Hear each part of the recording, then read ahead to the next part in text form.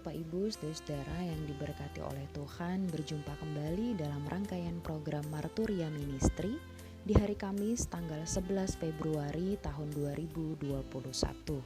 Di hari ini, mari kita menaikkan ungkapan syukur kepada Tuhan atas beragam pertolongan, bahkan berkat-Nya yang senantiasa kita rasakan. Secara khusus di hari ini kita bersuka cita bersama dengan saudara-saudara kita yang mengingat rayakan hari ulang tahun pertambahan usia dan juga hari ulang tahun perkawinan. Kami mengucapkan selamat ulang tahun kepada anak terkasih Ioana Klea Haradoipah dan juga Bapak Martohap Tampu Bolon. Kami pun turut bersuka cita bersama dengan keluarga-keluarga yang mengingat rayakan hari ulang tahun perkawinan, yaitu bagi keluarga Bapak Y. Willem Lopis dan Ibu Kristina Susilowati, demikian juga dengan keluarga Bapak Edu Sori Muda Tanjung dan Ibu Erna Raja Gugup. Kiranya Tuhan Yesus senantiasa menyempurnakan sukacita Bapak Ibu saudara-saudara dalam hari ulang tahun pertambahan usia dan juga ulang tahun perkawinan di hari ini. Tuhan Yesus memberkati. Bapak Ibu saudara-saudara, kini sebelum kita memulai beragam aktivitas di sepanjang hari ini, marilah kita berdoa. Terima kasih Tuhan Yesus untuk kebaikan Tuhan yang melayakkan kami memasuki hari yang baru. Sebelum kami memulai beragam aktivitas kami, ada sabda kebenaran firman Tuhan yang akan kami baca dan renungkan bersama-sama. Kami mohon hikmat yang daripada Tuhan ada dalam diri setiap pribadi, supaya kami mengerti isi kebenaran firman-Mu dan dapat melakukannya di sepanjang hari ini. Bersabdalah ya Tuhan, kami anak-anak-Mu sedia mendengarkan. Amin. Bacaan firman Tuhan pada pagi hari ini terdapat dalam Injil Lukas pasal 11 ayat 14 sampai dengan 23. Firman Tuhan berkata, pada suatu kali Yesus mengusir dari seorang suatu setan yang membisukan.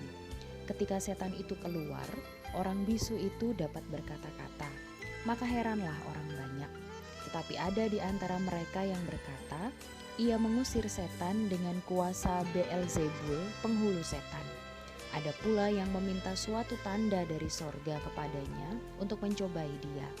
Tetapi Yesus mengetahui pikiran mereka lalu berkata, setiap kerajaan yang terpecah-pecah pasti binasa, dan setiap rumah tangga yang terpecah-pecah pasti runtuh. Jikalau iblis itu juga terbagi-bagi dan melawan dirinya sendiri, bagaimanakah kerajaannya dapat bertahan? Sebab kamu berkata bahwa aku mengusir setan dengan kuasa Beelzebul.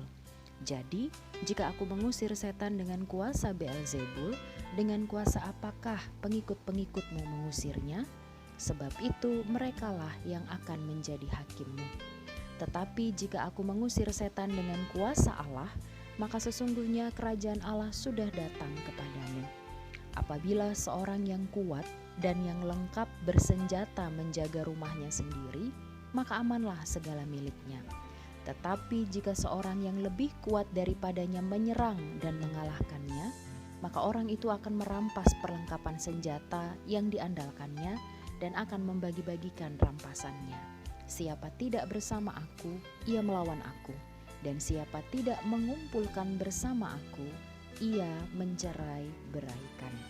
Demikianlah firman Tuhan. Bapak Ibu saudara-saudara, bagian firman Tuhan yang kita baca bersama pada saat ini mengisahkan tentang sebuah peristiwa mujizat yang dilakukan oleh Yesus, yaitu mengusir setan yang membisukan dari dalam diri seseorang. Ketika setan itu sudah keluar, maka orang yang selama ini bisu akhirnya dapat kembali berbicara dengan lancar.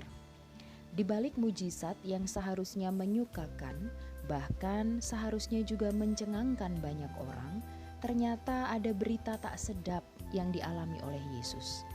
Ada orang yang mengatakan bahwa Yesus mengusir setan dengan kuasa Beelzebul, sang penghulu setan. Isu ini langsung dibantah oleh Yesus dengan memberikan penjelasan bahwa Yesus mengusir setan dengan kuasa Allah.